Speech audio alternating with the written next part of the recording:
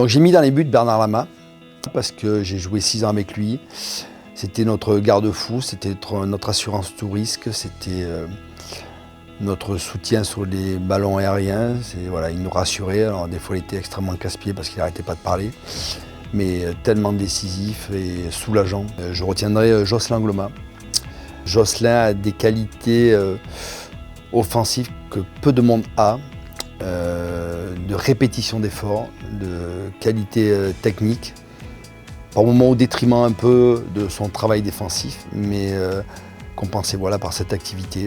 Patrick Colter n'a pas côtoyé l'équipe de France.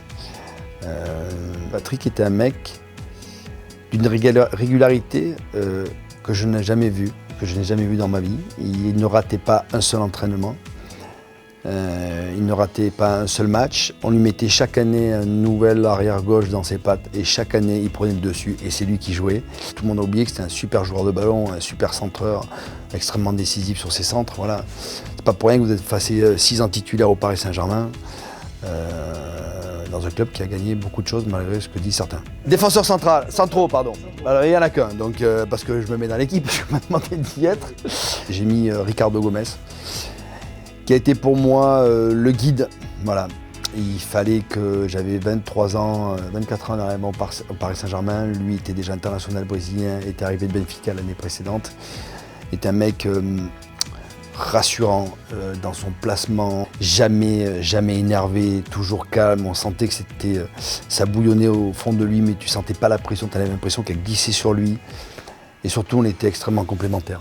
Au milieu, on sera en losange avec un numéro 10. Donc devant la défense, je vais mettre René Girard, que tout le monde a connu pour les plus jeunes comme entraîneur.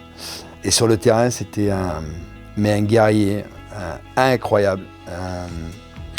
Un mec qui vous prenait sous son aile, un mec qui supportait pas qu'on puisse mettre un coup à ses partenaires, et qui était dans l'impact physique, mais au-delà de ça, c'est que c'était un joueur de ballon extraordinaire. Alors j'ai légèrement sur la droite, Jean Tigana. J'ai rarement vu un mec courir autant, rarement un mec aussi râleur, aussi bon avec le ballon, cette capacité d'accélération, passer entre lignes. Et je peux vous dire qu'à l'époque, dans les années 80, le football était très dur, très dur. Il y avait beaucoup de tacles extrêmement méchants. Et il lui arrivait à passer entre tout le monde, à apporter cette qualité de casser les lignes avec le ballon, de faire des passes à bon escient. Ouais, en plus j'aimais bien son parcours. Il a galéré, facteur au départ, il devient joueur professionnel. Enfin bon, mec là-haut, ça percutait vite. Ouais. Un peu sur la gauche, même si c'est pas son positionnement préféré, j'ai mis Youri Djorkaeff. Youri donc était à Monaco, est arrivé au Paris Saint-Germain dans les années, je crois, 95. Et ça a été un régal, le Snake. Le garçon a cette capacité de prendre le ballon, de contrôler, d'accélérer, d'éliminer rien que sur le contrôle, le Snake, parce qu'il passait dans des endroits improbables. Il se déplaçait à merveille entre lignes pour se rendre disponible. Et surtout, une qualité, une adresse devant le but que je n'ai pas vu par la suite. J'ai mis Rai, voilà. C'était pas le joueur le plus rapide du monde, mais il savait tout faire. Il avait une souplesse de cheville, capable de tenter des ailes de pigeon. On parle d'Ibrahimovic qui marque de la talonnade, mais lui était capable de le faire aussi. Il a fait des magières, des buts de la tête. Surtout un mec qui n'avait pas peur d'aller au duel, au contact. Il faut dire que le gabarit était quand même assez imposant. Alors devant, là je suis obligé de mettre Ouéa quand même. Ça a été le joueur le plus compliqué auquel j'ai eu affaire sur un terrain, surtout quand il jouait à Monaco. J'étais bien content quand il arrivait au Paris Saint-Germain. Il savait tout faire. C'était le joueur le plus complet que j'ai rencontré.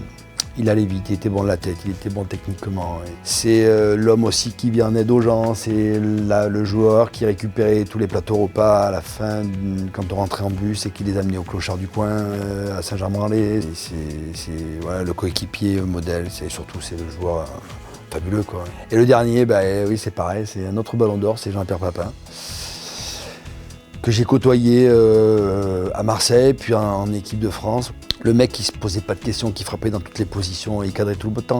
Voilà, c'est pas de la réussite à un moment, c'est qu'à un moment c'est le boulot. Et c'était peut-être un des joueurs qui techniquement avait moins de qualité.